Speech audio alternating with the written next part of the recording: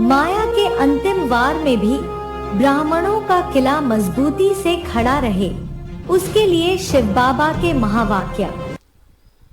ఓం శాంతి। మాయాకి అంతిమ ఆక్రమణలో కూడా బ్రాహ్మణుల యొక్క కోట పటిష్టంగా నిలబడి ఉండే అందుకోసం శివబాబా యొక్క మహావాక్యాలు। पांडवों और कौरवों के बीच युद्ध दिखाते हैं ना, और मुरली में ये बात आई कि पांडवों किसी से लड़ते ही नहीं, पांडवों किसी से लड़ते ही नहीं, ठीक है। तो कैसे वो कौरवों से युद्ध किया, नान युद्ध किया ना। అన్నయ్య ప్రశ్న వేశారు,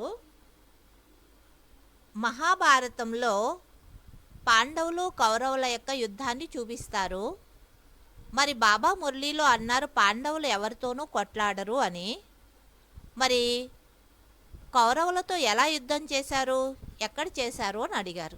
और कौरवों की जो लड़ाई दिखाई है वो मनुष्य गुरुओं ने शास्त्रों में दिखाई है या भगवान ने कराई है। పాండవులు మరియు కౌరవుల యొక్క యుద్ధం ఏదైతే చూపించారో అది మనుష్య గురువులు శాస్త్రాలలో చూపించారా, లేక భగవంతుడు వారితో యుద్ధం చేయించారా? तो उसकी तो बात ही नहीं है। మనుష్య గురువులు శాస్త్రాలలో చూపించారు కౌరవులకి పాండవులకి యుద్ధం జరిగింది అని, అందువల్ల ఇక్కడ ఆ మాట లేనే లేదు। शिव बाबा हमको किसी से लड़ना झगड़ना नहीं सिखाते। శివబాబా ఇక్కడ మనకి ఎవరితో కొట్లాడడం పోట్లాడడం నేర్పించరు। वो तो कहते हैं जो लड़ते हैं झगड़ते हैं वो निर्धन के हैं। శివబాబా ఇంకా అంటారు ఎవరైతే కొట్లాడుతూ పోట్లాడుతూ ఉంటారో వారు నిర్ధనికే, అంటే ఎవరు లేనటువంటి వారు అని। उनका कोई धनी धोरी नहीं है, అంటే వాళ్ళకి ఎవరు తల్లిదండ్రులు లేరు, పెద్దలు లేరు అని అర్థం। हम लोगों में भी अगर लड़ाई झगड़ा होता है आपस में, మనలో కూడా పరస్పరంలో ఒకవేళ కొట్లాటలు పోట్లాటలు జరుగుతున్నాయి అంటే तो इससे साबित होता है कि हम बाप के सूर्यवंशी बच्चे नहीं हैं। దీని నుండి రుజువు అవుతుంది మనం కూడా తండ్రి యొక్క సూర్యవంశీ పిల్లలం కాదు అని। कोई और धर्म में कन्वर्ट होने वाले हैं। వేరే ధర్మాలలో కన్వర్ట్ అయ్యేటటువంటి వారిమి అని అర్థం। तो आपस में जो सूर्यवंशी बच्चे हैं वो तो खीरखंड ही होकर के रहते हैं। ఎవరైతే సూర్యవంశీ పిల్లలు ఉంటారో వారు పరస్పరంలో కీర్ కండ్ అయ్యి ఉంటారు।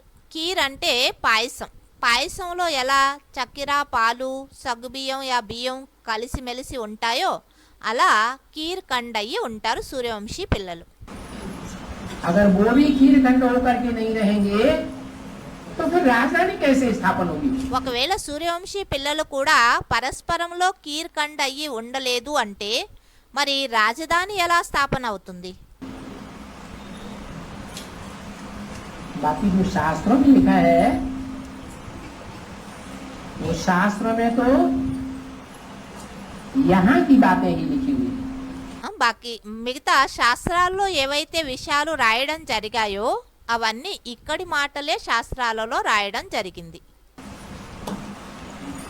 यहाँ जो हम ब्राह्मणों के बीच में और धर्मों में कन्वर्ट होने वाली बीज रूप आत्माएं हैं, ఇక్కడ బ్రాహ్మణులైనటువంటి మన మధ్యలో వేరే వేరే ధర్మాలకు చెందినటువంటి బీజరూపాత్మలు ఎవరైతే ఉన్నారో और धर्मों को जन्म देने वाली आत्माएं हैं, వేరే వేరే ధర్మాలకు జన్మనిచ్చేటటువంటి ఆత్మలో वही आत्माएं धोखेबाज हैं। ఆ ఆత్మలు చాలా మోసం చేసేటటువంటి ఆత్మలు। वो यहाँ भी धोखा देंगी और बेसिक में भी वही आत्माएं धोखा देती हैं। ఎవరైతే వేరే వేరే ధర్మాలకు జన్మనిచ్చేటటువంటి బీజరూప ఆత్మలు ఇక్కడ ఉన్నారో వారు ఇక్కడ మోసం చేస్తారు, బేసిక్ లో కూడా వారే మోసం చేసేటటువంటి ఆత్మలు। ऐसा कोई कर्म न हो जो कुल का दीपक बुझ जाए। కులదీపం ఆరిపోయేటటువంటి కర్మలేమీ చేయరాదు। ऐसा कोई चलन न हो जो बाप दादा बच्चों में आशाओं की दीपक जगाते वह बुझ जाए। బాప్దాదా ఏవైతే పిల్లల్లో ఆశల యొక్క దీపాలని వెలిగిస్తున్నారో అవి ఆరిపోయే విధంగా మన నడవడిక అనేది ఉండరాదు. अव्यक्त वाणी 9 नवंबर 1969 पृष्ठ 1। అవ్యక్తవాణి తేదీ 9 నవంబర్ 1969. शास्त्रों में पांडवों में कोई मतभेद नहीं दिखाया गया है, फिर శాస్త్రాలలో పాండవుల్లో ఏ ప్రకారమైన మతభేదం అనేది చూపించలేదు. भी हम ब्राह्मणों की दुनिया में विष्णु पार्टी और अनेक पार्टियों के लोग कौन हैं जो पांडवों में से ही अलग होकर के गए हैं। అయితే పాండవుల్లో అనేక ధర్మాలు అంటే విష్ణు పార్టీ ఆ పార్టీ పార్టీ అని పాండవుల నుండే బయలుదేరుతూ ఉన్నారు. మరి పాండవుల్లో అలాంటి వాళ్ళు ఎవరు ఇలా వేరు ధర్మాలు తయారవుతున్నాయి? कि एडवांस में तो ब्राह्मणों की दुनिया में सब అడ్వాన్స్ లో అయితే ब्राह्मणों की दुनिया में सब पांडव ही हैं। బ్రాహ్మణ ప్రపంచంలో అందరూ పాండవులేనా? कौरव कोई नहीं है, కౌరవులు ఎవరు లేరా? यादव कोई नहीं है। యాదవులు లేరా? एडवांस की दुनिया में जो आते हैं एडवांस की అడ్వాన్స్ ప్రపంచంలో ఎవరు వస్తారో दुनिया में भी बीज रूप आत्माएं हर धर्म की हैं कि सब सूर्यवंशी हैं। అడ్వాన్స్ పార్టీలోనూ బీజరూప ఆత్మలు ప్రతి ధర్మానికి చెందిన బీజరూప ఆత్మలు ఉన్నారా లేదా అందరూ సూర్యవంశీలేనా? हर धर्म की है। तो फिर ప్రతి ధర్మానికి చెందినటువంటి బీజరూప ఆత్మలు ఉన్నారు అడ్వాన్స్ లో. మరి तो केवल जो सूर्यवंशी है उन्हीं को सच्चा पांडव कहेंगे। बिल्कुल ఎవరైతే సూర్యవంశీలో వారినే సత్యమైన పాండవులు అని అంటారా? తప్పకుండా. सूर्य को फॉलो करें तो सूर्यवंशी, సూర్యుడిని అనుసరిస్తే వారినే సూర్యవంశీలు అంటారు. और देहधारियों को फॉलो करने लग पड़ते हैं और सूर्यवंशी कैसे? వేరే దేహదారుల్ని అనుసరించడం మొదలు పెడతారు అంటే వారు సూర్యవంశీలు ఎలా కాగలరు? माना जो यहाँ तो लक्ष्य ही है एक ఇక్కడైతే లక్ష్యమే అయింది. धर्म, एक राज्य, एक जाति, एक कुल, एक भाषा। ఇక్కడైతే లక్ష్యమే అయింది. ఒకే ధర్మం, ఒకే మతం, ఒకే జాతి, ఒకే భాష. फिर ये सब बातें कहाँ से पैदा हो गई? మరి ఒకే ధర్మం ఒకే భాష అన్నప్పుడు మరి అనేక మతాలు అనేక భాషలు ఎక్కడి నుంచి వచ్చాయి? किसके द्वारा पैदा हो गई? ఎవరి ద్వారా ఉత్పన్నమయ్యాయి? इधर में हैं? अनेक मत जो हाँ, అనేక మతాలు ఎవరైతే వ్యాపిస్తున్నారో వారి ద్వారా ఈ అనేక మతాలు అనేక భాషలు అనేక రాజ్యాలు స్టార్ట్ అవుతున్నాయి. जो अनेक मतांतर फैलाने वाले हैं और धर्म ఎవరైతే అనేక మతాంతరాలు వ్యాపింప చేస్తున్నారో వారి ద్వారా कन्वर्ट होने वाले हैं, వేరే ధర్మాలలో ఎవరైతే కన్వర్ట్ అయ్యేటటువంటి వారు ఉన్నారో उन्हीं में हुई है। వారి ద్వారానే ఇలా జరుగుతున్నాయి. तो फिर सूर्यवंशी अर्थात पांडव उन्हीं जो को कहेंगे झूठे होते हैं ना, कोई मतभेद ना हो। हाँ जो సూర్యవంశీ అంటే సత్యమైనటువంటి పాండవులు. వారిలో పరస్పరంలో మతభేదాలు అనేది ఉండవు కదా. झूठे होते हैं ना, वो झूठ की भी फॉलो करने लग पड़ते हैं। ఎవరు అసత్యమైన వాళ్ళు ఉంటారో వారు అసత్యమైన వారినే అనుసరించడంలో సురక్షితంగా అనుభూతి చేస్తారు. लिख करके देंगे स्टाम्प पेपर, ये हमारा बाप है। రాసి కూడా ఇస్తారు స్టాంప్ పేపర్ పైన ఈయన మా తండ్రి అని. फिर फ्रंट में आ जाएंगे, మళ్ళీ విరోధులు అయ్యి ఎదురుగా నిలబడతారు కొట్లాడడానికి.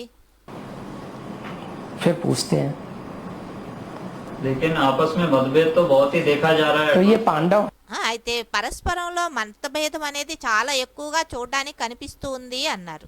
है सब।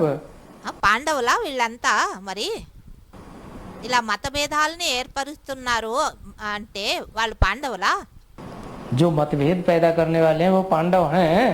మతభేదాన్ని ఉత్పన్నం చేసేటటువంటి వారు పాండవులా? వారిని పాండవులు అని పిలవగలమా? आप तो पांडवों की बात कर रहे हैं। మీరైతే పాండవుల గురించి చెప్తున్నారు.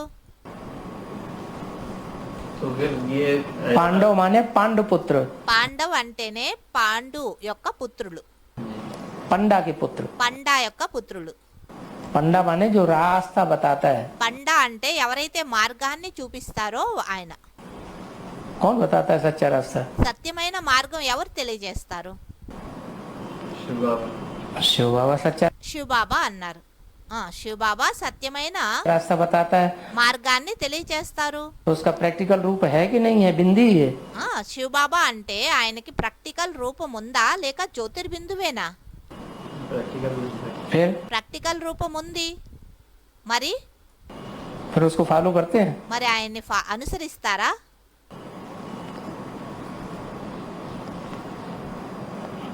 फॉलो करना भी बता दिया, 2 प्रकार से फॉलो करना है। ఆయన్ని అనుసరించడం ఫాలో చేయడం 2 ప్రకారాలుగా అని కూడా మురళిలో చెప్పడం జరిగింది. एक कर्मणा में फॉलो करना है और एक आर्डर को फॉलो करना है। ఒకటి ఆయన యొక్క ఆర్డర్ మతం ఏదైతే ఉందో డైరెక్షన్ దాన్ని అనుసరించాలి, ఇంకోటి ఆయన కర్మల్ని అనుసరించాలి అన్నారు. आर्डर में बाप को फॉलो करना है, कर्मणा में ब्रह्मा को फॉलो करना है। డైరెక్షన్ ఆర్డర్ ఇస్తారు కదా, ఆ ఆర్డర్లో తండ్రిని అనుసరించాలి, కర్మల్లో బ్రహ్మని ఫాలో చేయాలి అని చెప్పడం జరిగింది. तो करते हैं। మరి చేస్తారా? फिर మరి చేయడం లేదు. మరి वो पांडव कहाँ से हो गए? మరి వారు పాండవులు ఎలా అవ్వగలిగారు? पांडव ही नहीं है तो मत मतांतर पैदा करेंगे ना। పాండవులే లేదు అంటే మతాంతరాలు ఉత్పన్నం అవుతాయా లేదా? ఉత్పన్నం చేస్తారు. तो ये तो संख्या बहुत ही कम होगी एडवांस पार्टी में जो जिनमें आपस में कोई मतभेद ही ना हो। మరి అడ్వాన్స్ పార్టీలో ఇలాంటి సంఖ్య అయితే చాలా తక్కువగా ఉంటుంది. ఎవరిలో అయితే పరస్పరంలో మతభేదాలు లేనటువంటి వారి యొక్క సంఖ్య. बिल्कुल। తప్పకుండా. बीज रूप आत्मा है, वो सब धर्मों की बीज हैं। బీజరూప ఆత్మలు అంటే వీరు అన్ని ధర్మాలకు చెందినటువంటి బీజాలా? न कि सिर्फ सूर्यवंशियों की बीज है। కేవలం సూర్యవంశీలకే బీజాలా?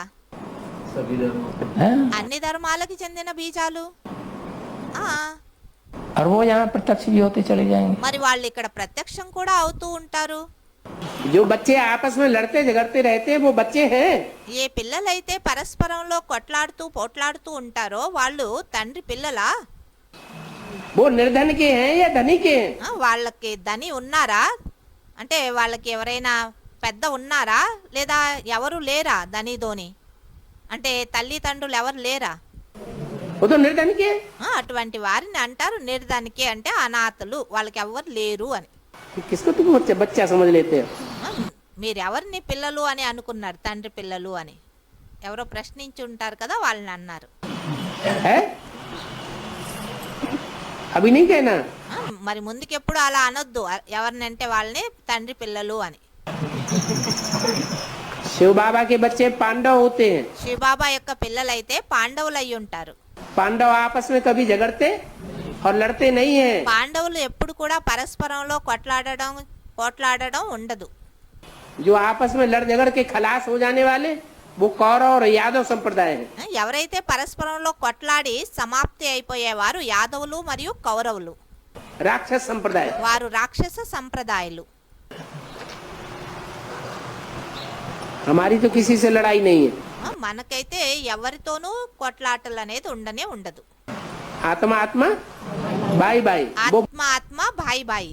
मुख से बोलते हैं हम हैं आत्मा, तुम हो आत्मा, आपस में भाई भाई। వారైతే కేవలం నోటితో అంటారు, మేమయ్యాము ఆత్మ, మీరయ్యారు ఆత్మ, పరస్పరంలో భాయి భాయి అని పాటలు పాడుతూ ఉంటారు.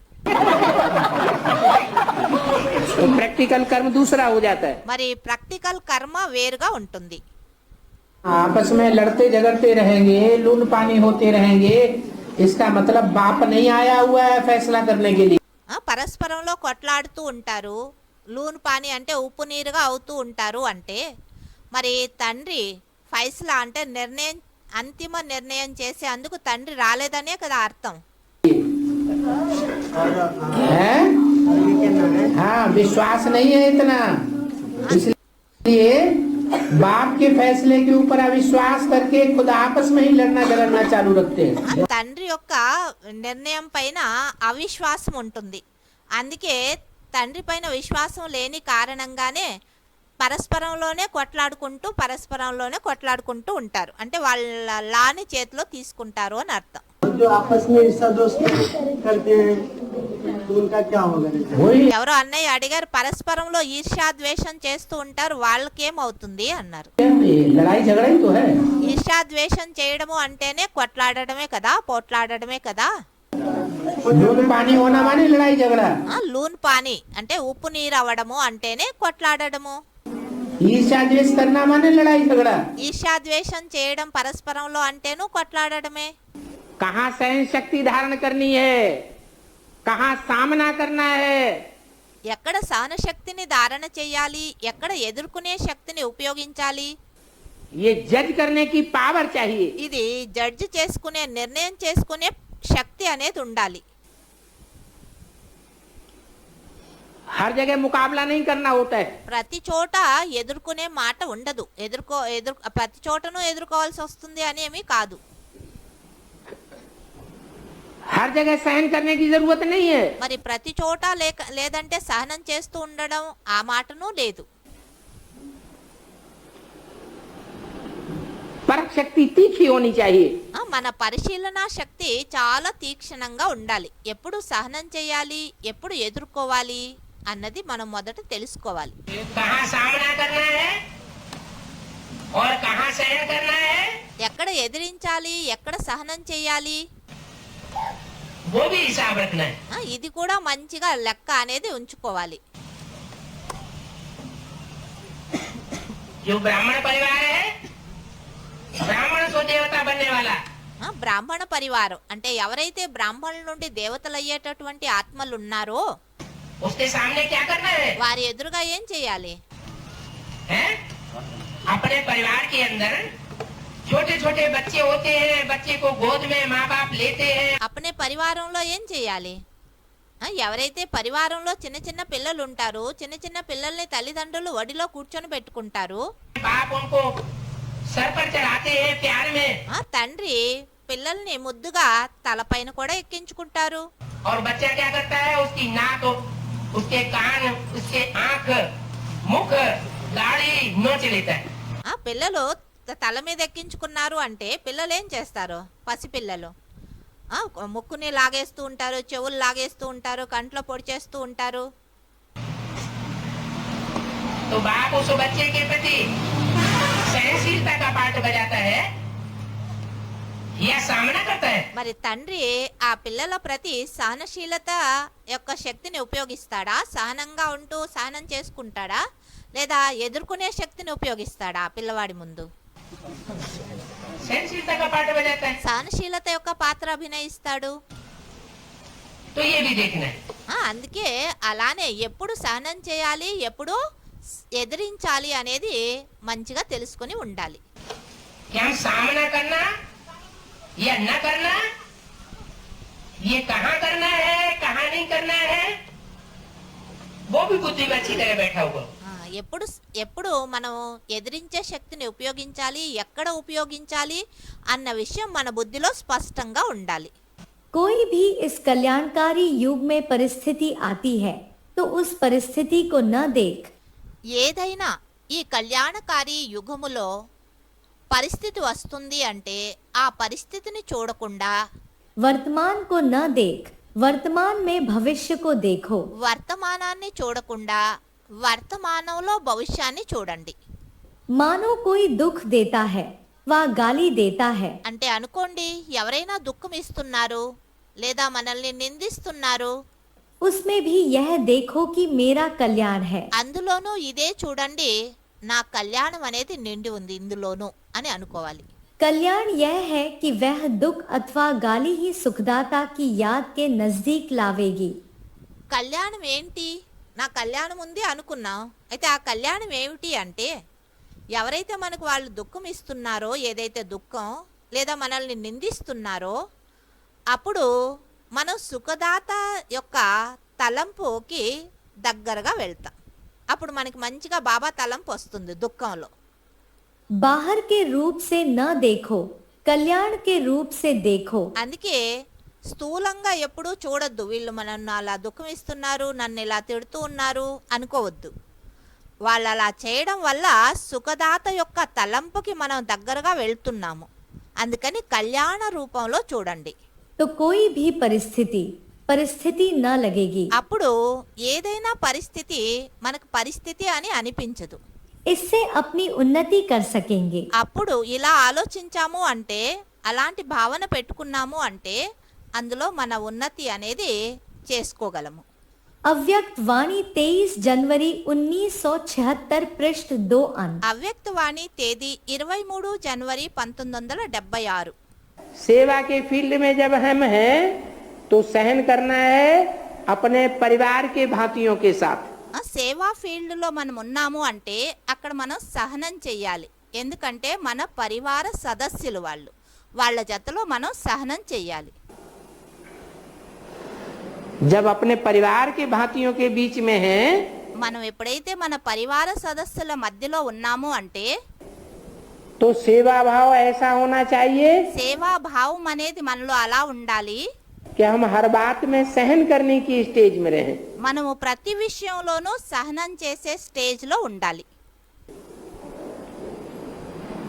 और जो परिवार के नहीं हैं,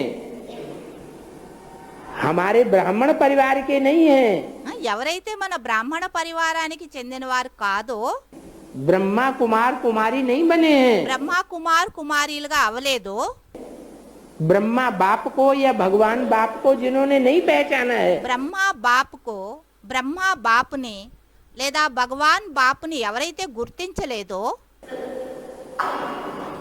वो जब विरोध करते हैं అటువంటి వాళ్ళు ఎప్పుడైతే విరోధం చేస్తారో तो हमें उनका सामना करना है। అప్పుడు మనం వాళ్ళని ఎదిరించాలి. सहन करके नहीं बैठ जाना है, उनकी 10 बातें हमें सुननी नहीं है। ఆ సమయంలో సహనం చేసి కూర్చోవద్దు. వాళ్ళు 10 మాటలు అంటూ ఉంటే వాటన్నిటిని వింటూ ఉండొద్దు సహనం చేస్తూ. उनको 10 बातें सुनानी है ज्ञान की। అప్పుడు మనం వాళ్ళకి 10 మాటలు జ్ఞాన మాటలు వినిపించాలి, ఎదిరించాలి వాళ్ళని. अपोजिशन करके మన జ్ఞానంతో వాళ్ళని ఎదిరించాలి. बाकी अपने परिवार वालों को ज्ञान सुनाने की बात नहीं है। అంతేకాని బ్రాహ్మణ పరివారంలో వాళ్ళకి జ్ఞానం వినిపించే మాట కాదు. उन्हें तो स्नेह देना है, బ్రాహ్మణ పరివారంలో పరస్పరంలో స్నేహం అనేది ఇవ్వాలి, प्यार देना है। ప్రేమ స్నేహము అనేది ఇవ్వాలి. अगर कोई ऐसी बात अपोजिशन की संस्कार के टकराव की आ जाती है ఒకవేళ ఇక్కడ కూడా ఎవరైనా అపోజిషన్ ఎదిరిస్తున్నారు, సంస్కారాల టకరావు జరుగుతూ ఉంది అంటే तो सहन करना है। సహనం చేసుకోవాలి. यही ईश्वरीय सेवा है। ఇదే ఈశ్వరీయ సేవ. పరివారంలో ఈశ్వరీయ సేవ అంటే పరివారంలో ఎప్పుడైనా ఎవరితో అయినా ఏదైనా సంస్కారాల యొక్క ఘర్షణ జరుగుతుంది అంటే సహనం చేసుకోండి, ఎదిరించడం కాదు. జ్ఞాన మాటలు చెప్తూ కూడా ఎదిరించడం చేయకూడదు. సహనం చేయడంలోనే మనకు కళ్యాణం అనేది ఉంది. कहाँ सहन करना है, कहाँ सामना करना है, वो ईश्वरीय सेवा में ध्यान में रखने की बात है। ఎక్కడ ఎదిరించాలి, ఎక్కడ సహనం చేయాలి, ఇది కూడా ఈశ్వరీయ సేవలో మనం అటెన్షన్లో ఉంచుకోవాలి. అప్పుడప్పుడు పరివారం వాళ్ళతో మంచిగా కొట్లాడతారు, అదే బయట వాళ్ళు ఏమైనా అంటూ ఉంటే అప్పుడు నోరు తెరవరు. అప్పుడు మంచిగా జ్ఞాన పాయింట్స్తో వాళ్ళని ఎదిరించాలి కదా. బ్రాహ్మణ పరివారంలో అయితే అందరికీ జ్ఞానం ఉంది, వేరుగా జ్ఞానం పాయింట్స్ చెప్పే అవసరమే లేదు. जो ईश्वरीय ज्ञान की बातों का विरोध करे, ఎవరైతే ఈశ్వరీయ జ్ఞానం యొక్క మాటల్ని ఎదిరిస్తారో, श्रीमत के बरखिलाफ बात करने वाले को क्या समझो? శ్రీమతానికి విపరీతంగా ఆచరణ చేసేవారిని, మాట్లాడేవారిని ఏమని అనాలి? तो रावण संप्रदाय हमारा दुश्मन है या दोस्त है? ఎవరో అన్నారు రావణ సంప్రదాయాలు. మరి రావణ సంప్రదాయాలు మన శత్రువులా మన మిత్రులా? वो तो दुश्मन है। వారు మన శత్రువులు. जब तक हमारी बात न माने, ఎంతవరకు వారు మన మాటలు వినరో, जो शिव बाबा ने बात कही है वो हमारी बात को न माने, बाप की बात को न माने, అంటే మన మాటలు అంటే శివబాబా ఏదైతే చెప్పారో జ్ఞాన మాటలు, ఆ మాటల్ని ఎంతవరకు వారు వినరో तब तक वो क्या है? वो रावण संप्रदाय। అంతవరకు వారు రావణ సంప్రదాయాలే. और ये लॉ हाथ में नहीं उठाने की बात है, वो कैसे लागू? वो ऐसे ही लागू होती है। లా మన చేతిలో తీసుకోకూడదు అన్నారు కదా, ఈ మాట ఎలా వర్తిస్తుంది అన్నారు. कि किसी को दंड देना అది అలా వర్తిస్తుంది ఎవరికైనా పనిష్మెంట్ శిక్ష ఇవ్వడం ये हमारा काम है, ఇది మన పనా ज्ञानियों का काम है। అంటే జ్ఞానిల యొక్క పనినా ये दंड देना धर्मराज का काम है। మరి దండ అంటే దండన అంటే పనిష్మెంట్ ఇవ్వడం ధర్మరాజు యొక్క కర్తవ్యమా है ధర్మరాజు యొక్క కర్తవ్యమైంది सामना करना मना कैसे? है? सामना करना मना कैसे? ఆ అన్నయ్య అన్నారు పరివారంలో ఎదిరించకూడదు అన్నారు కదా ఎదిరించడం అంటే ఎలా అన్నారు सामने आंख से भी किया जाता है, लाल लाल आंखें करके दिखा दी। ఆ, ఎదిరించడము అంటే భలే నోటితో ఏమీ కొట్లాడలేదు కళ్ళెర్ర చేయడం అది కూడా ఎదిరించడమే అవుతుంది मोटी मोटी गोल गोल లేదా కొంతమంది చాలా పెద్ద పెద్దగా గుండ్రంగా కళ్ళు చేసి ఇలా జోరుగా చూశారు అనుకోండి అలా చూడడం కూడా ఎదిరించడమే कर्मेंद्रियों से भी कर्म ऐसे कर्म किए जिससे दूसरे को दुख हो जाए। కర్మేంద్రియాలతోనూ అటువంటి కర్మ చేస్తారు ఆ కర్మ ద్వారాను ఇతరులకి దుఃఖం కలుగుతుంది वो भी सामना करना है। అది కూడా ఎదిరించడమే అవుతుంది बातों से ऐसी बातें बोल दी जिससे दूसरे को कचोट जाए, दुख लग जाए। మాటల ద్వారాను అటువంటి మాటలు మాట్లాడతారు వేరే వాళ్ళకి వెళ్ళి అవి నేరుగా గుచ్చుకుంటాయి చాలా నొప్పి అనిపిస్తాయి అలాంటి మాటలు మాట్లాడడం కూడా ఎదిరించడమే అవుతుంది तो ये सामना करने वाली बातें हैं सब। ఇవన్నీ ఇలా ఎదిరించేటటువంటి మాటలే అయ్యాయి जितना झुकते हैं अगर लोग झुकते हैं तो उतना झुकाने के लिए भी बनते हैं, ठीक है। लेकिन बाबा ये बोले कि सूर्यवंशी बच्चे किसी के सामने झुकेंगे नहीं। ఆ అన్నయ్య ప్రశ్నించారు సంగమ యుగంలో ఎంత మనం వంగితే జన్మ జన్మాంతరాలు ఇతరుల్ని వంచేందుకు నిమిత్తలవుతారు అన్నారు మరి మురళిలో బాబా ఇలాను అన్నారు సూర్యవంశీ పిల్లలు ఎవరి ముందును వంగరు అని అర్థం ఏంటి అన్నారు ये कहाँ बताया? झुकेंगे नहीं का मतलब ये थोड़ा ही है। ఇలా అని ఎప్పుడు అన్నారు వంగరు అంటే దాని అర్థం ఇలా ఏంటి ఇలానా ఏంటి कि अपने परिवार के सामने झुक करके नहीं चलना है। మన పరివారం ముందు మంచిగా వంగి నడుచుకోకుండా ఉండడం అనే అర్థం కాదు కదా సూర్యవంశీ పిల్లలు వంగరు అన్నారు వంగరు అంటే పరివారం వాళ్ళ ముందు వంగరు అని అన్నారా अपने परिवार में सहन करना है या सामना करना है। మన పరివారం బ్రాహ్మణ పరివారంలో సహనం చేసుకోవాలనా లేదా ఎదిరించాలనా ये भी तो देखना है कहाँ सहन करना है और कहाँ सामना करना है। ఇది కూడా చూడాలి కదా ఎక్కడ సహనం చేయాలి ఎక్కడ ఎదిరించాలి అన్న విషయం మంచిగా తెలుసుకోవాలి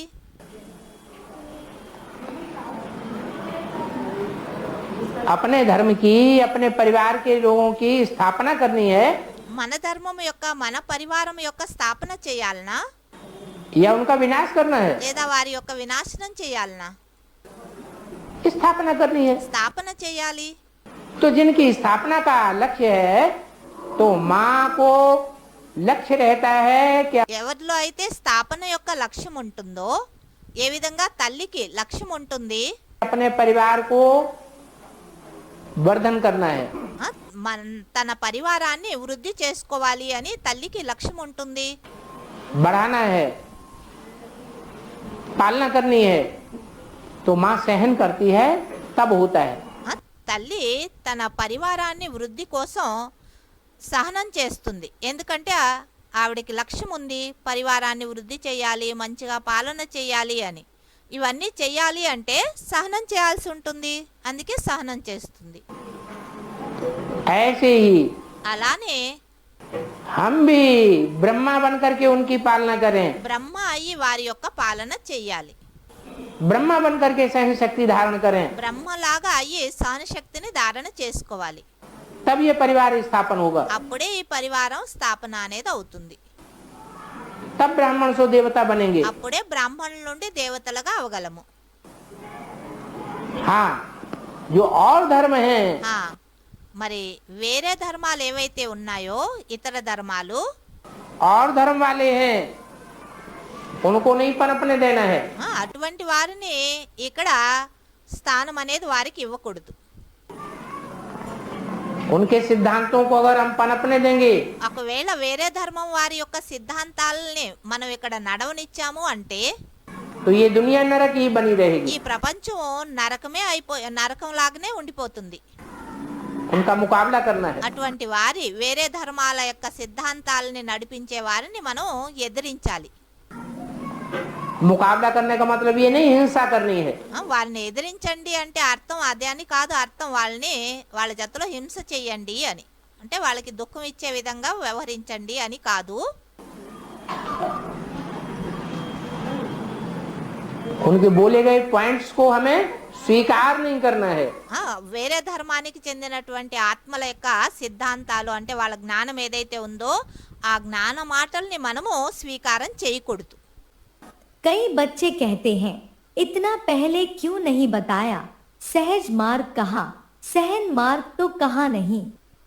కొంతమంది పిల్లలు అంటారు, ఇలా అయితే మొదటే ఎందుకు చెప్పలేదు, సహజ మార్గం అని అన్నారు, సహన మార్గం అని అయితే అనలేదు। सहज मार्ग के बजाय सहन करने का मार्ग अनुभव करते हैं, लेकिन सहन करना ही आगे बढ़ना है। సహజ మార్గానికి బదులుగా సహన మార్గం అనుభవం చేస్తారు, అయితే సహనం చేయటమే అంటేనే ముందుకు వెళ్ళడం।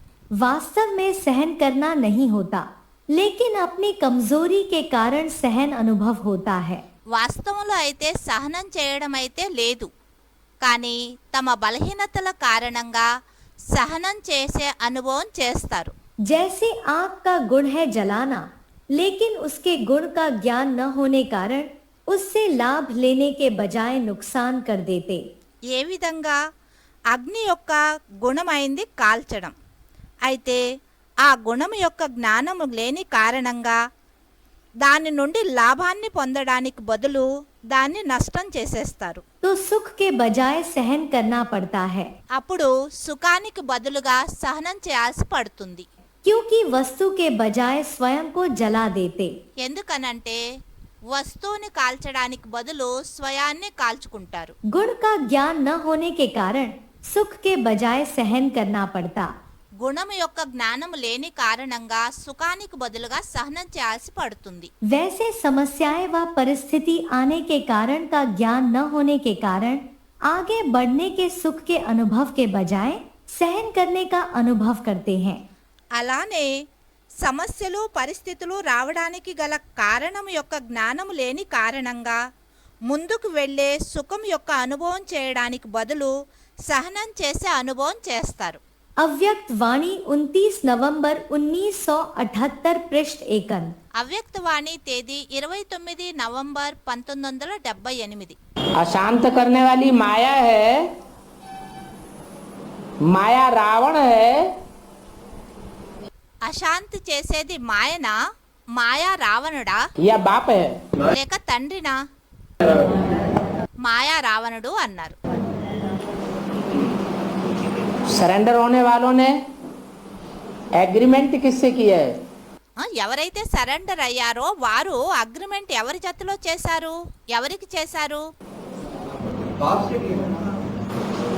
तो बाप को छोड़ करके क्यों चले जाते हैं?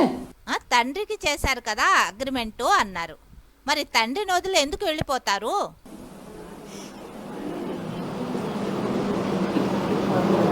जो अशांत करने वाले हैं उनसे बात करना बंद कर दे। ఎవరు అశాంతి చేసేవారు ఉంటారో వారితో మాట్లాడడం బంద్ చేయండి, उनसे बोलना चालना बंद कर दे। వాళ్ళతో మాట్లాడడం వాళ్ళతో ఉండడం వదిలిపెట్టే మానేసేయండి। कोई जबरदस्ती है?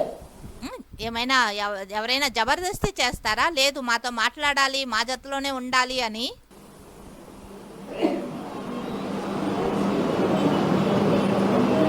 नहीं बात करते?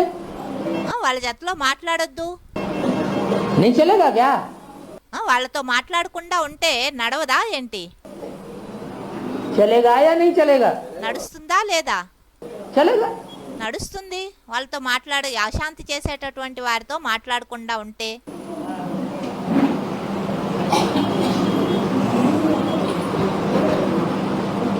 विरोधाभास पैदा करना है तो अज्ञानियों के साथ करना है, या बाप का जो परिवार है परिवार के भांति है उनके साथ विरोधाभास पैदा करना है।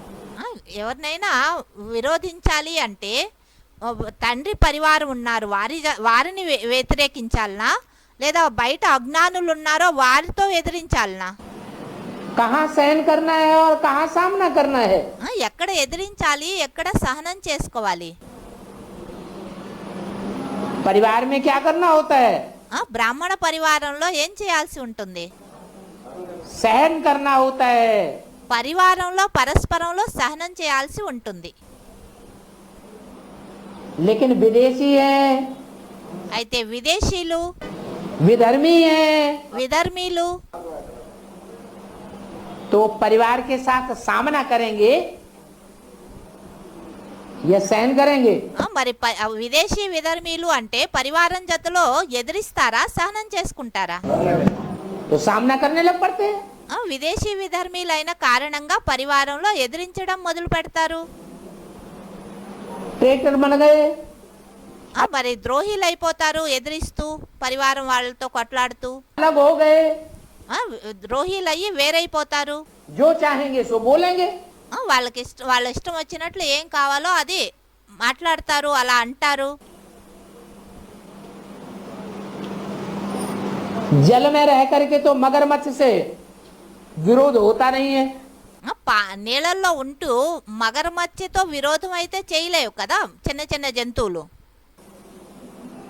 तो बाहर हो गए, అందుకని బయటికి వెళ్ళిపోతాయి. ఆ నీళ్ళల్లో ఉంటూ మగరమచ్చితో యుద్ధం చేసి కొట్లాడి అందులోనే ఉన్నారు అంటే మగరమచ్చి మింగేస్తుంది. అందుకని భయపడి బయటికి వెళ్ళిపోతారు. అలానే యజ్ఞంలో ఉంటూ మరి ఇక్కడ విరోధం చేస్తూ ఉంటే సాధ్యం లేదు కదా, అందుకే బయటికి వెళ్ళిపోతారు. బయటికి వెళ్ళిన తర్వాత ఇష్టం వచ్చినట్లు మాట్లాడుతూ ఉంటారు. कभी भी किसी भी बात में, किसी स्थान में, किसी सेवा से, किसी साथी से किनारा करके अपनी अवस्था को अच्छा बना के दिखाऊं, यह संकल्प नहीं करना। ఎప్పుడు కూడా ఏ మాటలోనూ, ఏ స్థానంలోనూ, ఏ సేవ విషయంలోనూ, ఏ సాతి విషయంలోనూ ఈ వీళ్ళ జతలో ఉంటూ నా అవస్థ మంచిగా ఉండడం లేదు, నేను వీళ్ళ నుండి దూరంగా వెళ్ళి నా అవస్థను మంచిగా తయారు చేసుకుని చూపిస్తాను, ఇలాంటి సంకల్పాలు అనేది చేయకూడదు. कहते हैं ना, हम इसके साथ नहीं चल सकते, అంటారు కదా, మేము వీళ్ళ జతలో ఉండలేము, उसके साथ चलेंगे, వారి జతలో ఉంటాము. इस स्थान पर उन्नति नहीं होगी, ఇక్కడ ఈ ఊర్లో ఈ స్థానంలో ఉన్నతి అనేది జరగడం లేదు, పురుషార్థంలో दूसरे स्थान पर होगी। इस सेवा में विघ्न है, दूसरी सेवा में अच्छा होगा। వేరే స్థానంలోకి వెళ్తే అక్కడ మంచిగా నేను పురుషార్థం చేయగలను, ఈ సేవలో చాలా విఘ్నాలు ఉన్నాయి, వేరే సేవ నేను మంచిగా చేస్తాను. यह सब किनारा करने की बातें हैं। ఇవన్నీ పరిస్థితుల్ని దూరం అంటే మన నెపాల్ చెప్పే మాటలు. अगर एक बार यह आदत अपने में डाली तो यह आदत आपको कहाँ भी टिकने नहीं देगी। ఒకవేళ మీరు ఇలాంటి అలవాటుని స్వయంలో ధారణ చేశారు అంటే, అలవాటు చేసుకున్నారు అంటే, మరి ఆ అలవాటు మిమ్మల్ని ఎక్కడ కూడా స్థిరంగా నిలవనివ్వదు. అంటే వీళ్ళ జతలో నాకు పురుషార్థం మంచిగా ఉండదు, వేరే వాళ్ళ జతలో వెళ్తాను, ఈ స్థానంలో నా పురుషార్థం మంచిగా జరగదు, వేరే స్థానానికి వెళ్తాను అంటూ ఇలా అలవాటు చేసుకున్నారు అంటే మీ మానసిక స్థితిని ఆ అలవాటు మిమ్మల్ని ఎక్కడ కూడా నిలవనివ్వదు. बुद्धि को भी एकाग्र रहने नहीं देगी, ఆ అలవాటు మీ బుద్ధిని కూడా ఏకాగ్రంగా ఉండనివ్వదు. क्योंकि बुद्धि को बदलने की आदत पड़ गई। ఎందుకంటే బుద్ధికి ఇక్కడి నుంచి అక్కడ, అక్కడి నుంచి అక్కడ మారే అలవాటు పడిపోయింది. यह भी कमजोरी गिनी जाएगी, उन्नति नहीं गिनी जाएगी। ఇలా ఇక్కడ అక్కడ అంటూ స్థానాన్ని మారుస్తూ ఉంటారు, వ్యక్తుల్ని మారుస్తూ ఉంటారు, సేవని మారుస్తూ ఉంటారు అంటే అది మీ బలహీనత కిందే లెక్కింపబడుతుంది, అంతేకాని అది ఉన్నతి కింద లెక్కింపబడదు. सदैव अपने में शुभ उम्मीदें रखो, అందువలన ఎల్లప్పుడూ స్వయం ప్రతి శుభ ఆశని పెట్టుకోండి. नाउमीद नहीं बनो। మన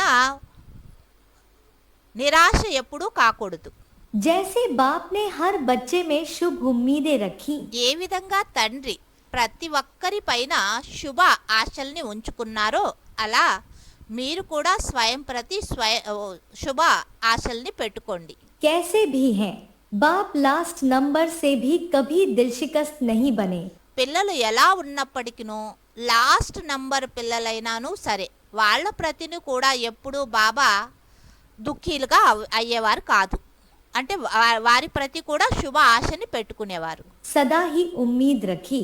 ఎల్లప్పుడూ అందరి ప్రతి శుభ ఆశల్ని పెట్టుకున్నారు. तो आप भी न अपने से न दूसरे से न सेवा से नाउम्मीद दिलशिकस्त नहीं बनो। అలానే మీరు కూడా స్వయం ప్రతి, ఇతరుల ప్రతి, సేవా ప్రతి ఏ ప్రకారంగానూ మన నిరాశ అవ్వకూడదు, దుఃఖీలుగాను అవ్వకూడదు. दिलशाह बनो।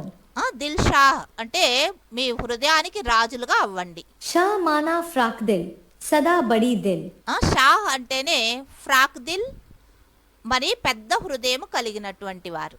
कोई भी कमजोर संस्कार नहीं धारण कर लो। ఎటువంటి బలహీన సంస్కారాల్ని ఎప్పుడు కూడా ధారణ చేసుకోవద్దు. माया भिन्न भिन्न रूप से कमजोर बनाने का प्रयास करती है। మాయ అనేక రూపాలతో మనల్ని బలహీనంగా చేసే ప్రయత్నం చేస్తుంది. लेकिन आप माया के भी नॉलेजफुल होना कि अधूरी नॉलेज है। అయితే మీరు మాయ యొక్క నాలెడ్జ్ కూడా మీలో ఉంది కదా. మాయ యొక్క నాలెడ్జ్ఫుల్ అయ్యారు కదా, లేదా అసంపూర్ణ నాలెడ్జ్ ఉందా? यह भी याद रखो कि माया नए नए रूप में आती है। ఇది కూడా స్మృతిలో ఉంచుకోవాలి. మాయ కొత్త కొత్త రూపాలని ధారణ చేసుకుని వస్తుంది, पुराने रूप में नहीं, क्योंकि वह भी जानती है कि यह पहचान लेंगे। మాయ పాత రూపంలో రాదు, ఎందుకంటే దానికి కూడా తెలుసు నేను పాత రూపంలో వెళ్తే వాళ్ళు గుర్తించేస్తారు అని. అందుకని కొత్త రూపాన్ని ధారణ చేసుకొని వస్తుంది. बात वही होती लेकिन रूप नया धारण कर लेती है। భలే విషయమేమో అదే ఉండొచ్చు, అయితే కొత్త రూపాన్ని ధారణ చేసుకొని మన ముందుకు వస్తుంది. अव्यक्त वाणी 7 मार्च 1990 पृष्ठ 175 मध्याह्न 176 आदि। అవ్యక్తవాణి తేదీ 7 మార్చి 1990. आज की मुरली में आया कि केले की एक ईंट खिसक जाती है तो माया को चांस मिल जाता है कि दूसरे ईंटों को गिराने के लिए। माया को चांस मिल जाता है दूसरे ईंटों को आसानी से तोड़ने के लिए। అన్నయ్య అన్నారు ఈరోజు మురళిలో పాయింట్ వచ్చింది, కోటగోడలో ఒక్క ఇటుకైనా జారిపోయింది అంటే గోడ నుండి వేరే ఇటుక చాలా తొందరగా దాన్ని కదిలించవచ్చు అని. అంటే మాయకు కూడా అవకాశం లభిస్తుంది రెండో ఇటుకని మంచిగా కదిలించి కింద పడేయడానికి. एक ईंट खिसकी तो दूसरे ईंट या पत्थर को जल्दी हिला करके उसको भी तोड़ा। గోడ ఉంటుంది కదా, ఆ గోడలో ఒక ఇటుక పడిపోయింది అంటే రెండో ఇటుక కానీ రాయి కానీ దాన్ని కొంచెం కదిలించగానే అది కూడా పడిపోతుంది. दो टूटी तो तीसरे चौथे को और जल्दी निकाला जा सकता है। రెండు ఇటుకలు కదిలి కింద పడిపోయాయి అంటే 3, 4 ఇటుకను కూడా మంచిగా కదిలించి కింద పడేయొచ్చు. किले को मजबूत बनाने के लिए क्या करना चाहिए? మరి ఆ కోటగోడని పటిష్టం చేయడానికి ఏం చేయాలి బాబా అని అడిగారు. क्या करना चाहिए? ఏం చేయాలి అంటే वहाँ ईंट पत्थर का किला बनाते हैं బయట ప్రపంచంలో కోటగోడలో రాళ్ళు రప్పలతో గోడని కడతారు. तो मजबूत किला बनाने के लिए क्या करते हैं? ఆ కోటగోడని పటిష్టంగా చేయడం కోసం ఏం చేస్తారు? स्नेह का जो गारा है ना, स्नेह का जो सीमेंट है ना, అందరూ అన్నారు సిమెంట్ మంచిగా వేస్తారు అని. బాబా అన్నారు స్నేహము యొక్క గార అంటే మసాలా, స్నేహము అనేటటువంటి సిమెంట్ वो मजबूत लगाते हैं। దాన్ని చాలా స్ట్రాంగ్ గా వేస్తారు, అప్పుడు కోటగోడ పటిష్టంగా తయారవుతుంది. पहले किला बनाते थे तो सीमेंट नहीं होता था। ముందు రోజుల్లో కోటగోడలు తయారయ్యేటప్పుడు సిమెంట్ అనేది ఉండేది కాదు, चूना होता था, उड़द की दाल होती थी, उड़द की दाल को अच्छी तरह पीस के उसमें गुड़ मिलाते थे। మొదటి రోజుల్లో సిమెంట్ లేని కారణంగా చున్నం ఉండేది, మరి మినప్పప్పుని మంచిగా రుబ్బి అందులో బెల్లం కలిపేవారట. इस सीमेंट में भी कभी देखना, ఇక్కడ ఈ రోజుల్లో సిమెంట్ ఉంది కదా, దాంట్లో కూడా చూడండి गुड़ मिलाएंगे तो दुगुना तिगुना चौगुना मजबूत हो जाएगा. బెల్లం కలిపి సిమెంట్ని ఉపయోగించారు అంటే రెండింతలు మూడింతలు నాలుగింతలు ఎక్కువగా స్ట్రాంగ్ గా పనిచేస్తుంది సిమెంట్. ये मिठास की बात है. ఇది మధురత యొక్క మాట అయింది. ब्राह्मण परिवार में जितना मिठास रखेंगे, బ్రాహ్మణ పరివారంలో ఎంత మధురతని ఉంచుకుంటారో పరస్పరంలో, कड़ुआहट पैदा नहीं होने देंगे, ఆ చేదుతనాన్ని ఉత్పన్నం అవనివ్వరు. तो स्नेह का गारा बहुत मजबूत होता रहेगा. అప్పుడు స్నేహం అనే ఈ మసాలా చాలా స్ట్రాంగ్ అవుతూ ఉంటుంది, పటిష్టంగా ఉంటుంది. ब्राह्मण परिवार में బ్రాహ్మణ పరివారంలో स्नेह देना है, స్నేహాన్ని ఇచ్చుకోవాలి పరస్పరంలో ఒకరికొకరికి. और बाहर की दुनिया वालों से मुकाबला करना है वाइब्रेशन से. మరి బయట ప్రపంచంలో వారితో ఎదిరించాలి వైబ్రేషన్ల ద్వారా. कहाँ सामना करना है, कहाँ सहन करना है, इस बात का भी ज्ञान होना चाहिए. ఎక్కడ ఎదిరించాలి, ఎక్కడ సహనం చేయాలి, ఈ మాటల యొక్క జ్ఞానం కూడా ఉండాలి. कहाँ सहन करना है, ఎక్కడ సహనం చేయాలి, माँ कहाँ सहन करती है, తల్లి ఎక్కడ సహనం చేస్తుంది, परिवार के भांतियों के प्रति माँ सहन करती है, పరివార సదస్సుల ముందు తల్లి సహనం చేస్తూ ఉంటుంది. तो परिवार का किला मजबूत होता है. అప్పుడు పరివారం యొక్క కోట అనేది పటిష్టమవుతూ ఉంటుంది. इसलिए कहावत है कि घर की धरित्री अगर अच्छी हो तो घर स्वर्ग बन जाता है. అందుకే ఒక హిందీలో గాథ ఉంది, ఇంటి యొక్క స్త్రీ ఎవరైతే ఉన్నారో ఆవిడ మంచిగా ఉంది అంటే ఇల్లు స్వర్గంగా తయారవుతుంది అని. घर की धरित्री अगर एक पति से प्रेम करने वाली, स्नेह करने वाली नहीं है, औरों से स्नेह करने लग पड़ती है, ఒకవేళ ఇంట్లో ఉండేటటువంటి స్త్రీ ఒక్క పతితో స్నేహము ప్రేమ చేయకుండా వేరే వాళ్ళతో స్నేహము ప్రేమ చేస్తుంది అంటే, झूठा झूठा स्नेह दिखाती है, ప్రతి అసత్య ప్రేమని చూపిస్తుంది, అసత్య స్నేహాన్ని చూపిస్తుంది అంటే तो घर नरक बन जाता है. ఇల్లు నరకంగా తయారవుతుంది.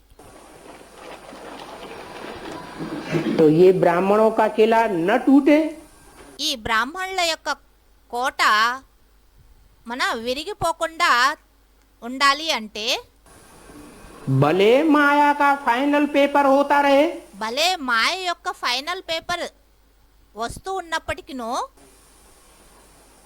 तो इसके लिए क्या करना है? అందుకోసం ఏం చేయాలి, अरे जिसने पूछा उसे बताने दो. ఎవరు ప్రశ్న వేశారో వాళ్ళని చెప్పనివ్వండి అన్నారు. क्या करना है? ఏం చేయాలి, हैं?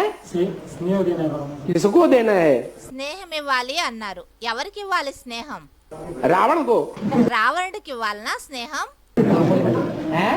ब्राह्मण परिवार. हाँ. బ్రాహ్మణ పరివారానికి అన్నారు. बातें तो सभी बोले ही हुए हैं, మాటలైతే అన్ని మాటలు మొదట చెప్పే ఉన్నారు. समय पर याद आना ही तीव्र पुरुषार्थ है. సమయం అనుసారంగా గుర్తుకు రావడము అంటేనే తీవ్ర పురుషార్థమైనది. अव्यक्त वाणी 21 जनवरी 1969 पृष्ठ एक मध्य. అవ్యక్తవాణి తేదీ 21 జనవరి 1969. ఓం శాంతి.